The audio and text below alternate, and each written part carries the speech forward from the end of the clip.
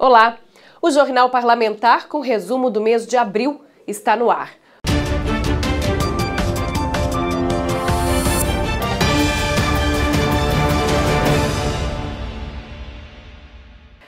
Projeto de lei aprovado na Alemes prevê inclusão do tema educação financeira nos componentes curriculares das escolas públicas estaduais. Gustavo Faques. Deputados emitiram parecer favorável ao projeto de lei de autoria do deputado Amarildo Cruz, do PT, que dispõe sobre a inclusão do tema de educação financeira fiscal nos componentes curriculares das escolas da rede estadual de ensino. Esse projeto já tinha sido aprovado pela Casa, de autoria do deputado Marçal Filho, e é um projeto meramente autorizativo, né? Nós não temos a competência de impor, mas ele é autorizativo. É um projeto muito bom e ele tratava apenas da educação financeira. Eu entrei em contato com o deputado Marçal, pedi sua autorização para poder fazer essa emenda para incluir, junto com a educação financeira, a educação fiscal também. Ao que o deputado me autorizou, eu estou fazendo essa proposição de alteração para poder também abranger, além da educação financeira, a educação fiscal. A necessidade que tem o cidadão de poder saber quem financia o Estado, como, de que forma, o pagamento de tributos e o seu monitoramento, o seu acompanhamento sobre tudo que é feito com o dinheiro pago pelos tributos que todos nós pagamos. O trabalho com esse tema vai permitir a formação de cidadãos mais conscientes a respeito da estrutura e do funcionamento da administração pública, como também a função socioeconômica dos tributos e estratégias na utilização desses recursos. Isso é uma coisa que é muito falada, né? A necessidade de que se tenha no ensino médio os estudantes já tendo a percepção de como lidar com o dinheiro. O problema é sério, nós temos mais de 50% da população inadimplente. A educação financeira é algo muito importante. A inclusão do tema é de extrema importância, pois irá possibilitar aos jovens e adolescentes, nas adequadas etapas de ensino, a apropriação dos fundamentos das finanças públicas por meio de linguagem clara e direta. Primeira reunião da UNALI sobre assuntos relativos à segurança pública foi tema de discussão durante a sessão ordinária na Alemes. A Marité Cogo tem os detalhes. O deputado Barbosinha, do PP, divulgou durante a sessão plenária desta terça-feira a primeira atividade da Secretaria de Justiça e Segurança Pública da UNALI, União dos Legisladores e Legislativos Estaduais, na qual ele irá presidir. Segundo o parlamentar, 4 temáticas devem nortear os trabalhos da pasta, entre elas a desburocratização da liberação e aplicação dos recursos da FUNAD, que é o Fundo Nacional Antidrogas. Eu acho que a oportunidade que a UNALI cria hoje para os estados, e principalmente capitaneado por Vossa Excelência, de ser um expoente a nível nacional e trazer as discussões da Justiça e Segurança Pública para dentro das nossas casas legislativas. Nós sempre estamos à mercê de todas as discussões e hoje a UNALI busca exatamente essa oportunidade. Esses recursos do Fundo Nacional Antidrogas, eles sejam transferidos fundo a fundo, como acontece nos recursos do SUS, do Sistema Único de Segurança Pública.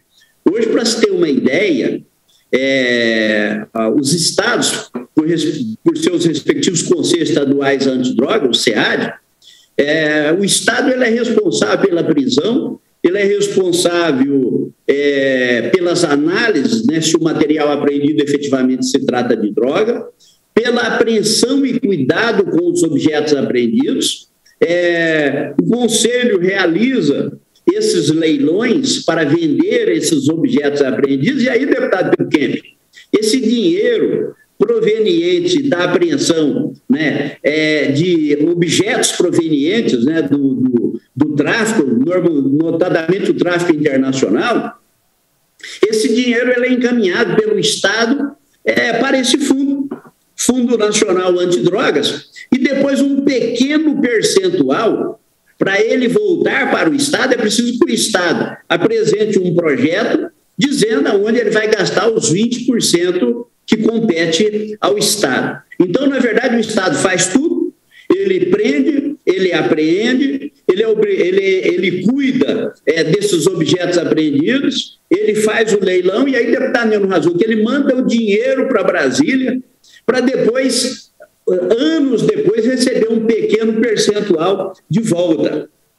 Obviamente que o ideal é de que o percentual do Estado, que deveria ser, no mínimo, no meu entender, 50%, eles ficassem no respectivo Estado da Federação, sem a necessidade de ter que montar esses projetos, encaminhar para Brasília e depois, com muita burocracia, esse dinheiro retornar para o Estado. Outro ponto importante defendido pelo deputado Barbosinha foi referente à contrapartida aos estados por meio do convênio de combate ao tráfico de drogas. Os estados, notadamente os estados fronteiriços, que atuam na condução dos procedimentos investigativos, né, pelas polícias estaduais, nos crimes relacionados ao tráfico de drogas, que é de competência da Polícia Federal, os estados eles atuam por convênio, né, eles tivessem uma contrapartida do governo federal por esse trabalho que realizam. A competência constitucional para poder atuar no combate às drogas, a condução, inclusive, do inquérito do processo, por ordem constitucional, ele pertence à Polícia Federal. Mas, na verdade, quem faz essa grande atuação são os respectivos estados da Federação, em convênio com a Polícia Federal. Entretanto, os estados eles não são remunerados, eles não recebem uma contrapartida. A desburocratização do uso dos recursos do Sistema Único de Segurança Pública, SUSP, e celeridade na aprovação dos projetos também foi um dos temas debatidos durante a reunião. Barbosinha lembrou que auxiliou na construção do SUSP no período que foi secretário de Justiça e Segurança Pública de Mato Grosso do Sul. É uma estrutura pequena para analisar projetos de todos os estados da federação, então esses recursos do Sistema Único de Segurança Pública, e aqui fazer um registro, quando secretário era vice-presidente do Conselho Nacional de Segurança Pública, do secretário de Segurança Pública do país, e nós ajudamos o deputado Lídio Lopes a construir o SUSP, que foi baseado no SUS, Sistema Único de Segurança Pública, porque se discutia segurança pública, muito pouco falava de fronteiras e de divisa com outros estados da federação, e nós modelamos, né, com base no SUS, o Sistema Único de Segurança Pública, que nós temos que reconhecer que tem promovido avanços na segurança pública. Segundo o presidente da Secretaria de Justiça e Segurança Pública da UNALI, o deputado Barbosinha, o próximo encontro já tem data para acontecer. Os parlamentares devem se reunir no dia 23 de maio. Deputado Pedro Kemp pede à Prefeitura de Campo Grande retomada do transporte de pacientes do Cotolengo.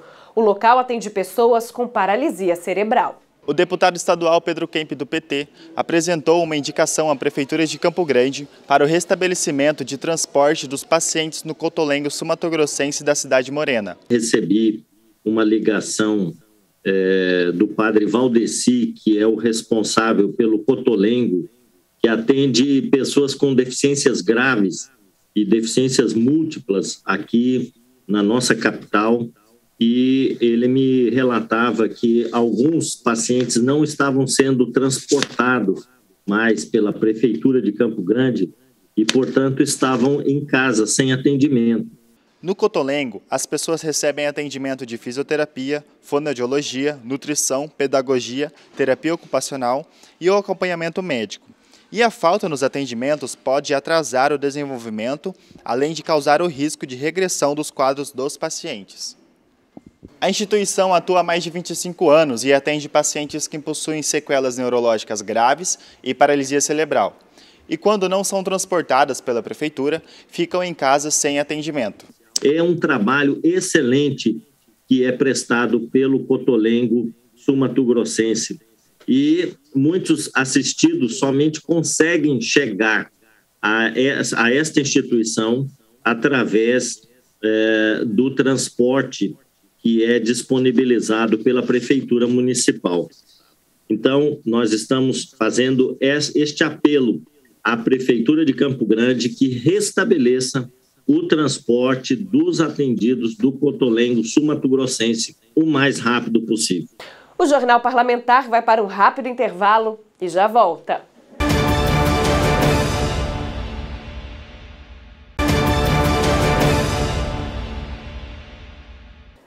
Para garantir oportunidades de trabalho na retomada econômica pós-pandemia, o presidente da Alemes, deputado Paulo Correia, quer que CNH social seja estendida a motoentregadores. O presidente da Casa de Leis, deputado Paulo Correia, destacou durante a sessão plenária o sucesso do programa estadual CNH-MS Social, coordenado pelo Departamento Estadual de Trânsito, que abriu de 30 de março até 6 de abril o processo de inscrição no site do órgão para ter acesso à primeira habilitação.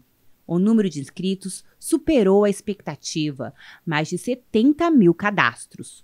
Foram contempladas 5 mil pessoas em situação de vulnerabilidade social. Hoje entrei com uma solicitação aqui e gostaria de comunicar aos nossos pares do aumento do número de CNH, especialmente a CNH social, no sentido da que a gente pudesse estar solicitando mais pelo menos 5 mil para os motociclistas. E aí, público-alvo definido, o motociclista, o motoentregador, que sempre anda aí, de repente, sem a sua CNH, que pudesse ser também facultado mais 5 mil, para que houvesse o enquadramento com todos os requisitos legais, para que os motociclistas pudessem acessar a CNH de graça, que é isso que vai nos ajudar a saindo dessa pandemia,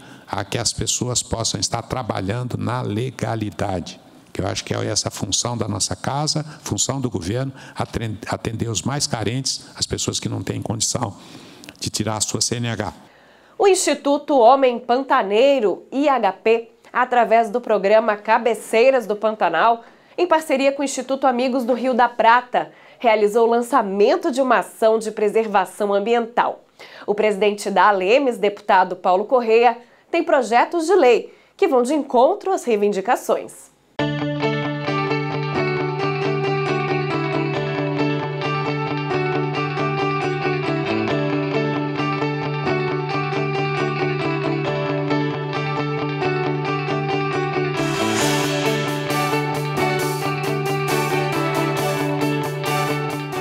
Esse projeto ele tem uma história de mais de 5 anos. Ele buscou identificar aquilo que estava trazendo um prejuízo especialmente para a atividade de turismo e as razões que comprometiam a qualidade da água em todos os sentidos. E foi uma caminhada muito interessante, porque nós identificamos aí vários usos em algumas situações que faltavam apenas orientação, exceto a situação da história do banhado, que houve realmente um comprometimento em função de ter sido drenado, mas as outras áreas nós conseguimos aí, através do diálogo com os proprietários rurais, reverter e interromper processos que estavam comprometendo a qualidade de água e eu diria que mais ainda, estavam colocando em risco o próprio ativo da propriedade, que à medida que também você não tem uma água limpa, um rio dentro de uma propriedade, ela vale menos.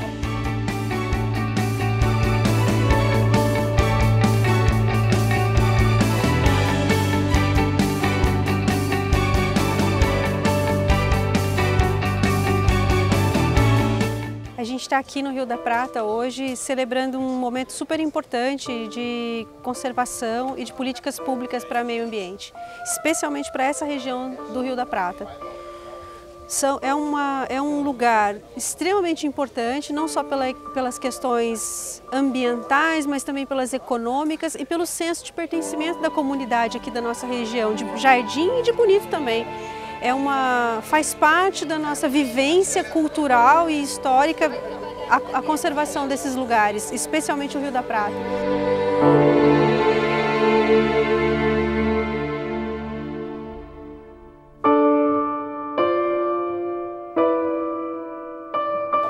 nós chegamos agora a um momento importante, onde os atrativos, os usuários para o turismo, os proprietários rurais estabelecem um grande acordo, uma grande parceria, onde cada um vai estar cumprindo a sua parte com suporte técnico e com isso também abrindo as suas porteiras para que eles possam mostrar o que estão fazendo.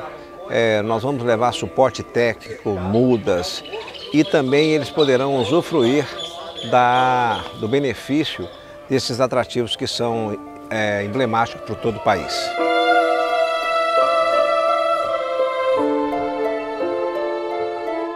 Elas têm ações de conservação de solo, ação de recuperação de mata ciliar, ação de combate a voçorocas, né?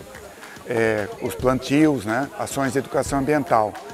E isso aí só é efetivo com a união de todos, tá? E essa é a maior virtude desse projeto, é não denunciar ninguém e sim buscar soluções e saber que algumas soluções podem demorar, mas o importante é que a gente esteja na direção correta. Tem algumas pessoas que entendem que, por exemplo, o dono de uma propriedade que tem uma grande nascente de um rio, ele deixa de produzir aquele pedaço para produzir água de boa qualidade para toda a população. Então ele tem que receber por esses serviços ambientais. Por isso ela nasceu, foi uma ideia, quero lembrar aqui, da Mara Bravo, da nossa Marigô, do Ministério Público, do Eduardo Coelho e do Rabelo, que a gente se reuniu numa mesa, construímos essa lei e o governador Reinaldo Zambuja, que tem responsabilidade ambiental, sancionou e está funcionando exatamente nesse sentido. Começa agora, esse diagnóstico feito pelo IHP, Instituto do Homem Pantaneiro, é de fundamental importância, percorre cada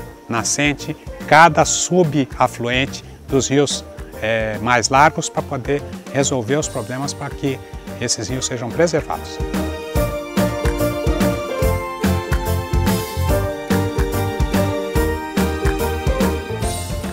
É uma reunião de amigos para salvar o nosso Rio da Prata. A intenção é juntar os proprietários rurais para que tenham mais conscientização da nossa conservação do meio ambiente. Quero agradecer imensamente ao deputado Paulo Correia por não medir esforços para esses tipos de projetos de lei, agora preservando ainda mais os nossos banhados, as nossas nascentes. Então, gratidão ao deputado Paulo Correia e ao governador Reinaldo Zambuja, que também é super parceiro e nos ajuda nesse projeto.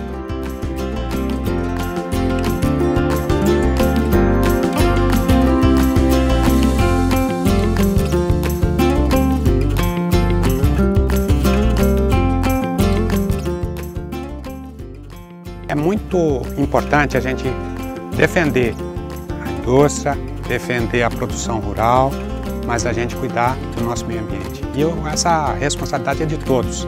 Quando a gente vê o empenho que a família Coelho aqui, através do Eduardo Coelho, faz com esse projeto do Rio da Prata, dá para a gente estender para o estado inteiro isso.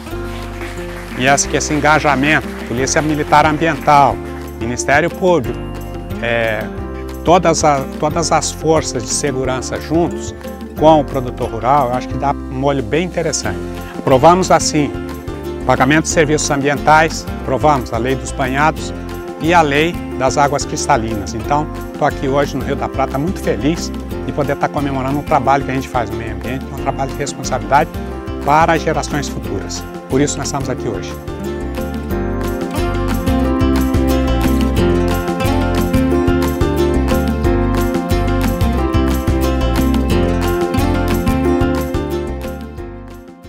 E a gente vai fazer de tudo para conservar cada vez mais. A gente está com 2 anos, está nessa região, então a gente quer participar e fazer o melhor para o Rio da Prata, que é uma maravilha do mundo, né?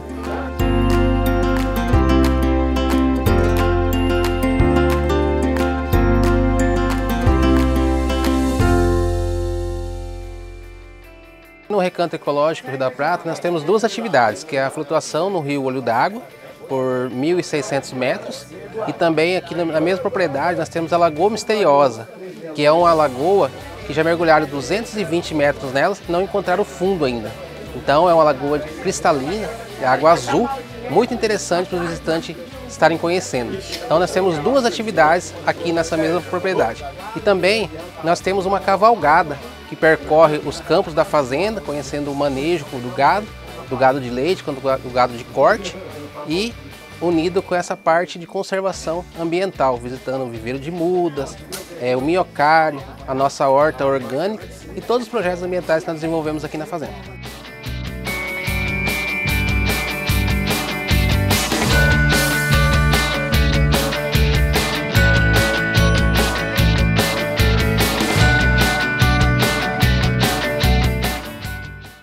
Então hoje eu sinto que a gente está no caminho certo e está vendo que o rio já tem uns 2 anos mais ou menos que a gente sente que cada vez tem um rio melhor.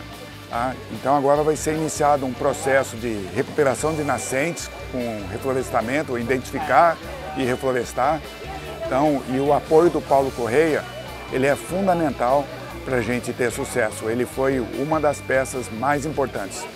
A gente está muito feliz e especialmente feliz pela participação do deputado Paulo Correia, a ênfase que ele dá nesses tipos de projetos de conservação da natureza e a valorização que ele dá para essa pauta. Isso faz toda a diferença positiva na conservação e faz com que ações como essa tenham uma amplitude muito maior do que só cuidar da natureza. Tem um aspecto social, econômico extremamente importante para todos nós. Então ele foi responsável aí por encaminhamento de uma das leis mais emblemáticas do nosso estado hoje, que é o pagamento de serviços ambientais, ou seja, você proprietário pode receber. Ele foi responsável também pela lei da água limpa, que é emblemática, e conduziu com muita competência política a proposta do governo de proteção dos banhados. Então a sua figura ela está intimamente associada a todo o esforço que se faz hoje para a proteção não só de recursos naturais, mas para a proteção de emprego, para a proteção de riqueza desse estado.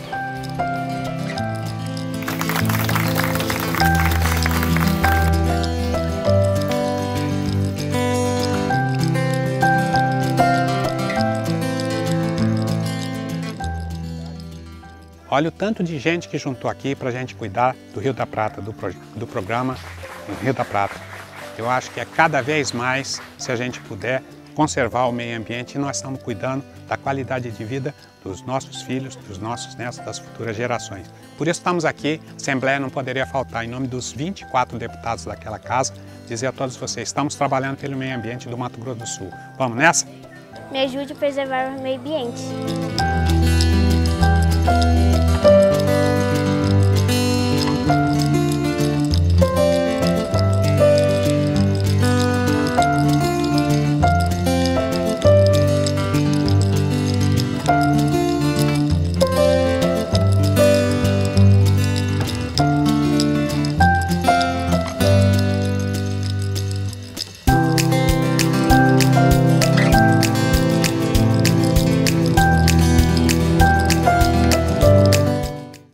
Vamos para mais um intervalo no nosso resumo do Jornal Parlamentar e voltamos em instantes.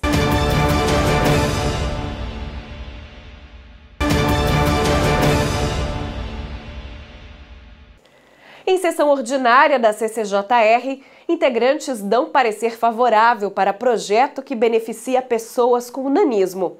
Ana Paula Gimenez. Os membros da Comissão de Constituição, Justiça e Redação emitiram parecer favorável ao projeto de lei que institui ações de políticas públicas para combater o preconceito e promover a inclusão de pessoas com nanismo. A proposta, de autoria do deputado Evander Vendramini, do PP, tem o objetivo de proporcionar melhor qualidade de vida a pessoas com nanismo nas diversas áreas da sociedade. O relator da matéria, deputado Barbosinha, do PP, falou sobre os principais pontos do projeto.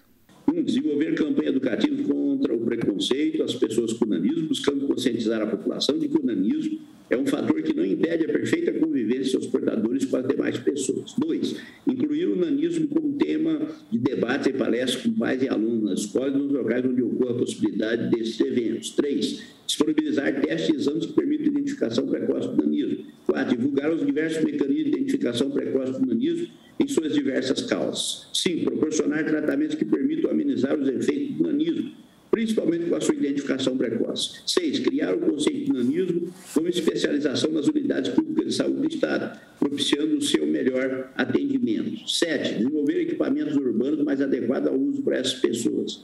8, incluir as pessoas com nanismo como destinatários dos projetos de acessibilidade. 9, estabelecer normas para adequação de equipamentos nos ambientes urbanos, nas habitações, no comércio, nos prédios, nos meios de transporte, em todos os lugares que facilitem o seu uso por pessoas com nanismo. Também de relatoria do deputado Barbosinha, recebeu parecer favorável à regular tramitação o projeto de lei de autoria do deputado Zé Teixeira, do PSDB, que institui o programa Cidade Amiga do Autista, que dispõe sobre medidas que garantem a proteção e direito das pessoas com o transtorno do espectro autista e seus familiares. A proposição objetiva incentivar práticas que promovem a inclusão e a proteção às pessoas com esse transtorno, criando ambientes de inclusão e conscientizando a sociedade do desafio de integrar os autistas na sociedade, sinalizando para um ambiente mais receptivo a este público nos 79 municípios. Ainda durante a reunião da CCJR, foi aprovado parecer ao projeto de lei do presidente da Casa de Leis, deputado Paulo Correia, do PSDB, que declara de utilidade pública o Lar Alternativo São José, com sede no município de Nova Andradina. O presidente da comissão, deputado Gerson Claro, foi o relator da matéria. Confira o parecer. O Lar Alternativo São José, fundado em 96, é uma entidade civil de caráter assistencial, sem fins lucrativos, cuja finalidade é o acolhimento às crianças e adolescentes em situação de risco e afastadas da família, garantindo acesso à educação, saúde, higiene, alimentação, vestuário, esporte, cultura, lazer, bem como orientar as famílias substitutas, que irão acolher às crianças e aos adolescentes. Não obstante, a proposição cumpre as exigências contidas no artigo 6º da Lei Estadual 3498/2008, na medida em que traz toda a documentação necessária para a concessão do título de utilidade pública. Por fim, a proposta de lei aqui analisada é de peculiar importância na medida em que destina-se a declarar de utilidade pública essa respeitável entidade filantrópica, que desenvolve importantes programas assistenciais, estando apta, portanto, a celebrar convênios com governos estaduais, municipais, assim como receber emenda parlamentar.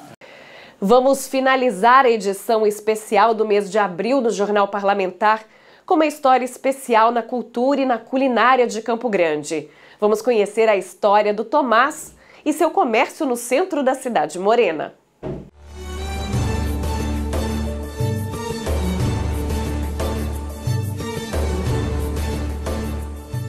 Patrimônio da cultura culinária de Campo Grande, a lanchonete Tomás Lanches, que fica no centro da cidade, completa 44 anos neste ano. Fundado pelo libanês José Tomás, o local é sinônimo de sucesso pela confiança depositada nos clientes.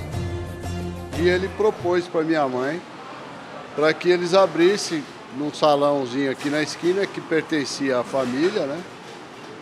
Abrisse um negócio de salgados e tal, e ela sempre foi muito prendada, que aprendeu, a minha avó, meu pai, nascido no Líbano, minha avó libanesa, minha mãe, ela morava junto com a gente. Então minha mãe falou de pronto, ela falou, não, vamos tentar, né? Meu pai sempre foi muito solícito, muito dado, né? Então ele sempre franqueou, por exemplo, o salgado em cima do balcão, né? Principalmente quando era pequenininho, recebia muita visita dos amigos e tal, né? E parentes, enfim. Mas toda a vida chegava, pedia um salgado, ele tirava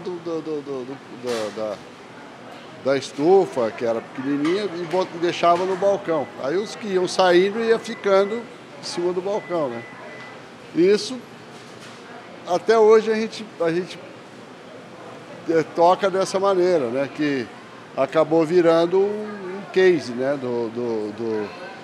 Do negócio, né? Do cliente chegar, se servir, se sentir à vontade, né?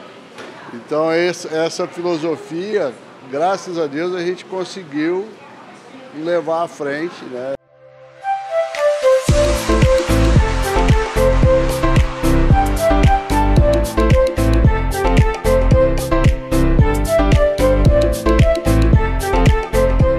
frequento aqui há muitos anos, né? E desde que eu comecei sempre foi assim. Eles nunca foram de anotar, você sempre, inclusive antes a gente que servia.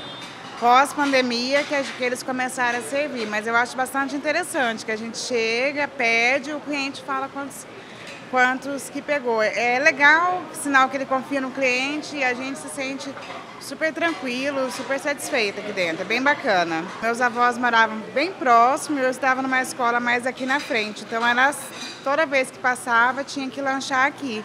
E agora eu trago a minha filha, ela adora a esfirra daqui, então sempre que a gente passa por aqui, a gente tem que lanchar por aqui. Basicamente, a esfirra é o carro-chefe, né? É o principal, vamos falar assim. Então, mas atrás disso, aí tem as esfirras abertas, tem N sabores, né? Que aí com o próprio cliente vai dando sugestão, e aí a gente vai acatando as ideias também, porque isso vai abrindo um leque, né? Meu avô que não queria, eu acho que se ele visse as esfirras árabes com chocolate, acho que ele ia torcer o nariz. A trajetória do fundador da Tomás Lanches foi transformada no livro José Tomás, um libanês visionário em Campo Grande, escrito por essas pesquisadoras e lançado no ano passado.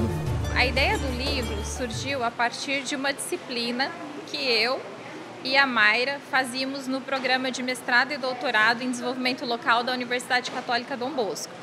Nós cursávamos essa disciplina junto com a professora Maria Augusta de Castilho, que é a nossa orientadora, né? E também coautora do livro. E a partir dessa disciplina, nós tínhamos que pesquisar para fazer um artigo científico sobre cultura, diversidade cultural aqui no nosso estado de Mato Grosso do Sul. E aí nós começamos a visitar vários locais. E um desses locais foi aqui, então, a Tomás Lanches. E aí, vindo aqui, né, conversando com o Zezo, nós ficávamos muito encantadas com o ambiente, o local, as pessoas, né? E aí a Mayra deu a ideia, nós podíamos escrever um livro. Lembro como se fosse hoje. Aí ela foi falar com a professora Maria Augusta e a professora Maria Augusta abraçou também a ideia, né? E nos conduziu, né, para escrever o livro sobre a história do Tomás Lanches, que tem aí uma importância muito grande para a cidade e para todos nós campograndenses, né?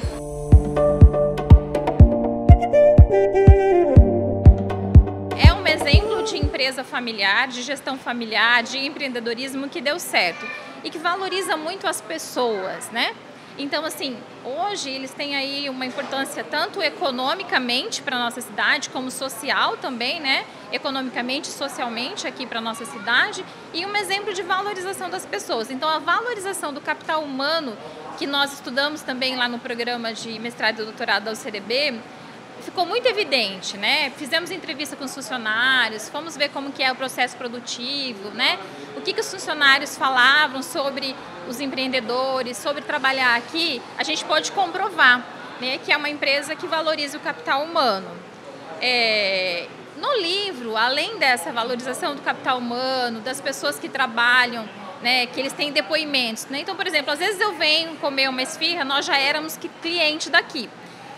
Mas eu não sei, né? Como que as pessoas se sentem, aquelas que estão lá na cozinha, que faz o salgado que eu como? Como que elas se sentem trabalhando aqui? Lendo o livro, você vai poder saber um pouquinho como que essas pessoas se sentem fazendo parte da grande família Tomás Lanches, né?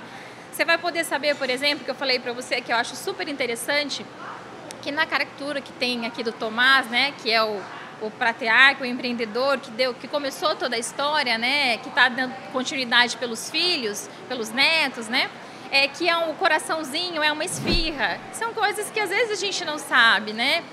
Então, assim, todo o exemplo de determinação, de garra, de empreendedorismo, as lutas por trás desse sucesso hoje, que também teve lutas, né, é um exemplo que deu muito certo e que significa muito para toda a nossa cidade. As pessoas se sentem acolhidas vindo aqui.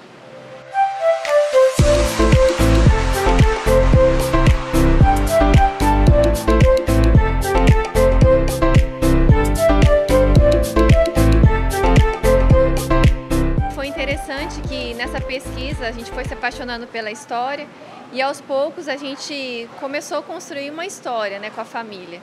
E quando surgiu essa ideia, né, de escrever um livro, porque eu fiquei encantada com a história, eu cheguei para o Tomás Filho e falei, vocês não têm nenhuma história, né, que relata um pouco dessa vivência de vocês aqui na cidade, em Campo Grande? E aí ele falou, não, eu falei, gostaria, né, de escrever um livro. E desde então a família, eles abriram as portas para que a gente pudesse estar fazendo a pesquisa e registrando com muito carinho aqui essa história. Foram 9 meses, porque tem a parte escrita, né? Primeiro a pesquisa que a gente precisou vir, fazer as visitas, né?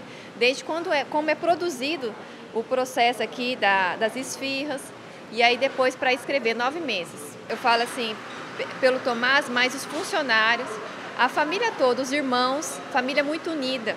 Então todo momento que a gente precisou ali, né, colher provas, para saber se... E é engraçado porque a gente vinha aqui para saber um pouquinho da história dentro da empresa e a gente via isso não só dentro, mas também fora, né, para as próprias pessoas que frequentam o ambiente. Você se sente em casa, você se sente da família, né?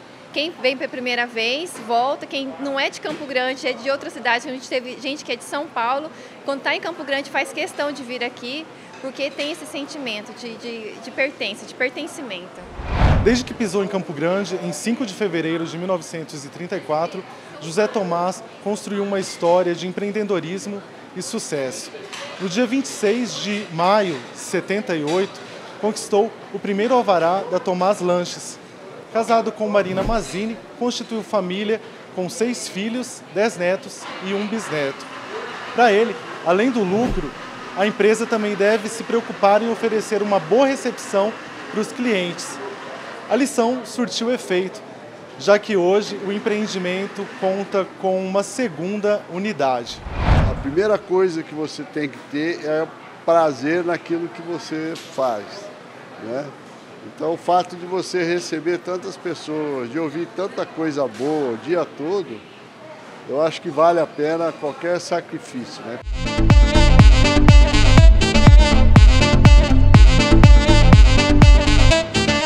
Eu sempre digo que esse livro, na verdade, foi um presente, né, que a gente ganhou. Eu comentei que ainda bem que a gente estava na relação das empresas que elas se propuseram a pesquisar, né? E dentro dessa pesquisa que a gente sentou para conversar, aí eu comecei a contar a história e aí foi ganhando assim um glamour, uma coisa dessa história, e elas se encantaram e, poxa, será que a gente pode fazer um livro? Eu falei, cara, então eu acho que isso foi um troféu, vamos dizer assim, para a gente, né? Um presente sem tamanho, né? Vamos dizer assim, porque a gente acabou sendo premiado com essa obra, né? Enfim, através disso conseguiu resgatar, a gente conseguiu buscar histórias que aconteceram com a gente, que às vezes a gente já nem lembrava mais, mas nós conversando com a minha mãe, buscando fotografia de épocas, histórias, as passagens, as coisas, né? Eu acho que se a gente for hoje botar tudo isso, eu acho que cabe mais 1, mais 2 vezes.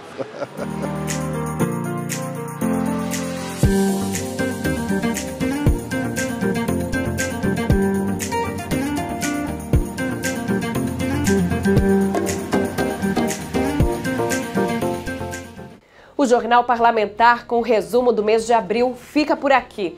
Essas e outras reportagens você confere no YouTube da Casa de Leis. Basta pesquisar por Assembleia Legislativa de MS. Fique atento ao seu cartão de vacinação contra a Covid-19 e, se estiver em atraso, procure pela segunda dose ou dose de reforço. TV Alemes, a TV da gente de MS.